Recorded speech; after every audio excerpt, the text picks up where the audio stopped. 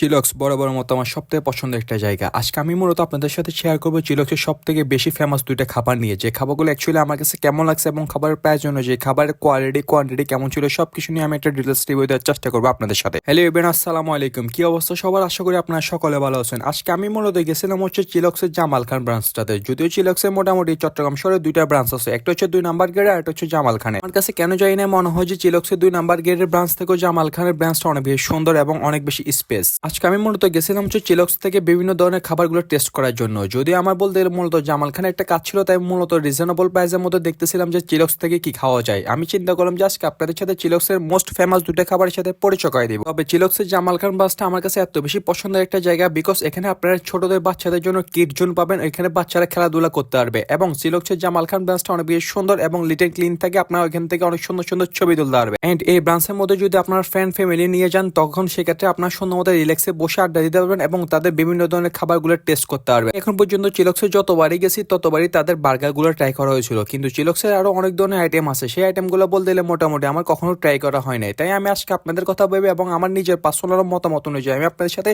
এমন দুইটা খাবার শেয়ার করবো যে খাবারগুলো আপনারা অনেক বেশি ফেমাস বলে মনে করবেন চিলক্সের মধ্যে। তবে আপনারা চিলক্স থেকে যে খাবারগুলো অর্ডার দেন না কেন, আপনাদেরকে কিন্তু শুরুতে তাদের খাবারের জন্য পে করতে হবে। চিলক্সের ওয়াশরুমটা সিম্পল হলেও কিন্তু কিছু কিছু পাবলিকরা চিলক্সের ওয়াশরুমকে ডার্ক ওয়াশরুম বানায় ফেলে। এটা আমার কাছে খুবই ওয়েট ব্যাপার লাগতেছিল এবং আমি মনে করি যে চিলক্সের এই দিকটা অনেক বেশি বিবেচনা করা উচিত। আর চিলক্সের মিররটাও আহামরি তেমন একটা সুন্দর নয়, তাই তেমন একটা ছবি তোলাও যাবে না এখান থেকে। দেন আমি আপনাদের সাথে তাদের মেনুটা পুরোপুরি শেয়ার করে ট্রাই করতেছিলাম। মেনুতে আপনারা বার্গার হতে শুরু করে অনেক ধরনের আইটেম পাবেন। বিশেষ করে চিলক্সের ফেমাস হচ্ছে সবথেকে বেশি বার্গার আইটেম আছে, এখানে ফিশ আইটেম আছে এবং অন্যান্য আরো অনেক ধরনের আইটেম আছে, যেগুলো আপনার রিজনেবল প্রাইসের মধ্যে চিলক্স থেকে ট্রাই করতে পারেন। চিলক্সের মোটামুটি খাবার অর্ডার দেওয়ার প্রায় 10 থেকে 15 মিনিট পরে আপনাদেরকে মূলত খাবারগুলো সার্ভ করা হবে। সেক্ষেত্রে আপনাদেরকে নিজ যাইতে চাই খাবারগুলো নিয়ে আসতে হবে। চিলক্সে যেরকম ফার্স্ট ঠিক তেমনই সেলফ সার্ভিস তারা হচ্ছে প্রোভাইড করে। এখানে আমরা মূলত এই দুই ধরনের খাবার অর্ডার দিয়েছিলাম, একটা হচ্ছে ফিশ টোস্ট যেটার প্রাইস ছিল 235 টাকা, আর আমরা মূলত অরিও শেক অর্ডার দিয়েছিলাম দুইটা, যেটার প্রাইস ছিল একটা 200 টাকা করে। আমি মোটামুটি চিলক্সে যতবারই গেছি না কেন ততবারই আমি তাদের বার্গার আইটেম এবং অন্যান্য আইটেমগুলো ট্রাই করছি। বলতে চিলক্সে এখন পর্যন্ত সব থেকে ফেমাস আইটেম ছিল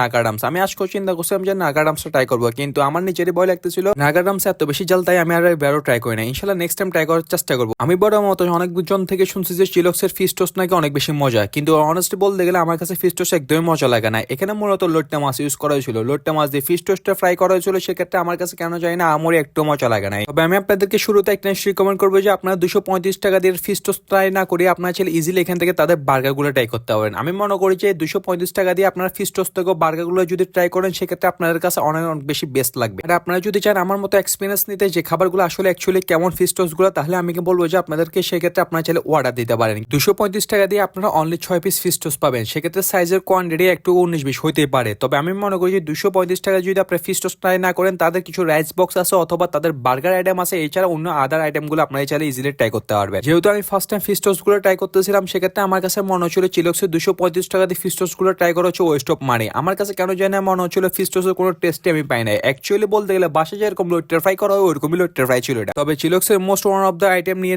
কিছু না বললেই নয়। চিলক্সের most one of the item হচ্ছে যে ওরিও শেকটা। এই শেকটা আমার কাছে অনেক বেশি মজা লাগছে। যদিও আমি ফার্স্ট টাইম তাদের এই শেকটা ট্রাই করছি, সেই হিসেবে আমার কাছে মনে হচ্ছিল টেস্ট ওয়াজ কোয়ালিটি সবকিছু বেটার ছিল। মানে যদি 200 টাকা দিয়ে এই আইটেমটা ট্রাই করেন, সেক্ষেত্রে আমি মনে করছি আপনাদের টাকা কখনো ওয়েস্ট অফ মানে হবে না, বিকজ এটা খেতে এত বেশি মজাদার ছিল। এটা আপনারা ফার্স্টে যখন আপনাদেরকে সার্ভ করাবো, আপনারা এটা চেষ্টা করবেন যে একটু রাখিয়ে দেন সুন্দর মতো মিক্স করে খাওয়ার জন্য, বিকজ আপনারা যখন এটা যত বেশি মিক্স করবেন এবং যত বেশি একটু লেট করে খাবেন, তত এটার টেস্ট কোয়ালিটি আপনারা অনেক বেশি ফিল করতে পারবেন। আমি মনে করি যে আমার ফিশ টোস্ট থেকে আমি মনে করি যে ওরিও শেকটা আমার কাছে অনেক বেশি বেটার মনে হয়েছে। যদিও এই শীতকালের মধ্যে এই ওরিও শেকটা আমি খাইতে চাই না, যেহেতু ফার্স্ট টাইম হিসেবে আমি ট্রাই করতেছিলাম, সেই হিসেবে আমার কাছে মনে হচ্ছিল 200 টাকা দিয়ে এটা বেস্ট একটা খাবার। তবে আমি একটা কথা আপনাদেরকে বলে রাখি যে এখন পর্যন্ত যেহেতু আমি মোটামুটি চিলক্সের সবগুলো আইটেমই মোটামুটি ট্রাই করা হয়েছিল, কিন্তু একটা আইটেম মাত্র আমার ট্রাই করা নয়, সেটা হচ্ছে নাগাডামস। আপনারা যদি আমার সাথে কেন নাগাডামসের চ্যালেঞ্জ লাগতে চান, তাহলে সেক্ষেত্রে আপনারা কমেন্টে জানিয়ে পারেন। ইনশাল্লাহ আমি আপনাদের সাথে নাগাডামসটা ট্রাই করবো। আপনাদের কাছে চিলক্সের সব থেকে মোস্ট ফেভারিট কোন আইটেমটা আপনাদের কাছে অনেক বেশি বেটার লাগছে, সেই আইটেমটাও আমাকে কমেন্টে জানিয়ে দিতে পারেন। ইনশাল্লাহ আমি ওই আইটেম নিয়েও আপনাদেরকে রিভিউ দেওয়ার চেষ্টা করবো। আমার কাছে মনে হচ্ছিল ওভারঅল চিলক্সের প্রত্যেকটা আইটেমে অনেক বেশি গুড।